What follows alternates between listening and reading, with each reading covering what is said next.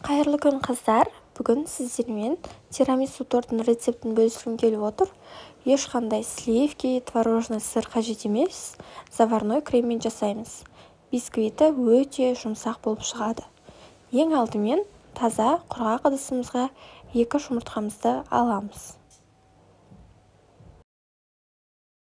Үстіне 120 грамм шекерімізді қосамыз.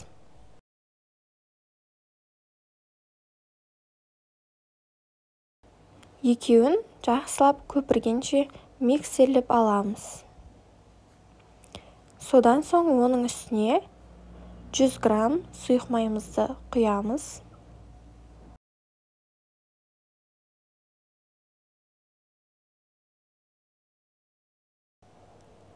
Және де 120 грамм сүт құямыз. Айран болса жұмсақ болып шығады, менде айран жоқ, сондықтан да сүт құйдым. Сіздерде айран болатын болса, міндетті түрде айран қосыңыздар.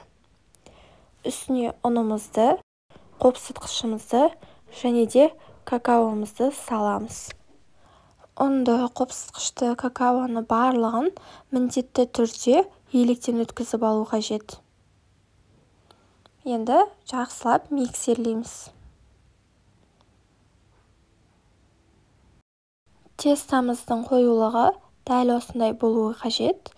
Мен описанияға нақты қанша мөлшерде ұн салу керек, барлығын жазып кетемін. Содан соң формамызды сары маймен жақсылап барлық жағын майлап аламыз. Үстіне тестамызды құямыз.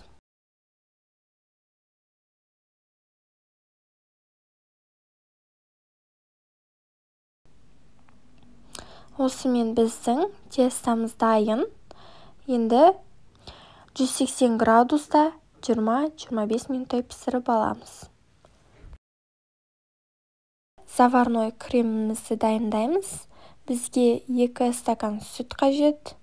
Бізде 1 стаканымыз 200 мл. Яғни бізге 400 мл сүт қажет. Содан соң 6 ас қасық қант қажет. 2 ас қасық ұнымызды саламыз. Үстіне 1 жұмыртқаның сарысын салып, жақсылап қасықпен араластырамыз. Газымыздың астын баяу отқа қойып, кремімізді пісіреміз. Заварной кремімізді міндетті түрде қайнағанша араластырып тұру қажет, себебі асты жабысып қалуы мүмкін. Сондықтан да абай болыңыздар. Кремімізді газдан алғаннан кейін үстіне сары майымызды қосып, ерігенше араластырамыз.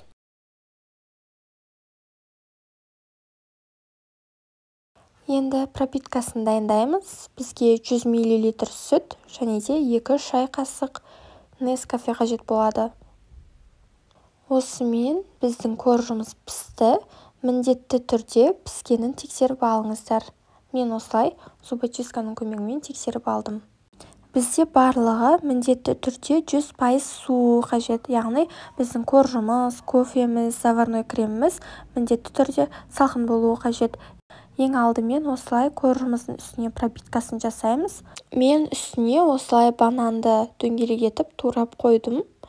Негізінде банан қоймасаңыздар болады. Негізгі өзінің оригинал рецептінде банан жоқ. Содан соң үстіне креміміздің барлығын құямыз.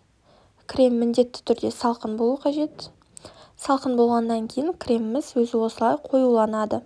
Спатуланың көмегімен барлық жағына тегістеп кремді жаямыз. Сіздерде спатула болмаса, қасықтың көмегімен жайсаңыздар да болады. Креміміз өздеріңіз көріп тұрғандай қою. Енді үстін какаомен осылай сәндейміз. Мен шоколадпен айналасын осылай сәндедім. Сіздер оформлениясын өздеріңіздің қалауларыңызша жасасаңыздар болады. Осымен біздің тирамису тортымыз дайын. Дәмі өте керемет, жасалуы оңай және де коржы өте жұп-жұмсақ болып шығады. Міндетті түрде жасап көріңіздер, өкінбейсіздер. Видео ұнаған болса лайк басып пікір қалдыруды ұмытпаңыздар. Сіздермен бірге болған Жұлдыз.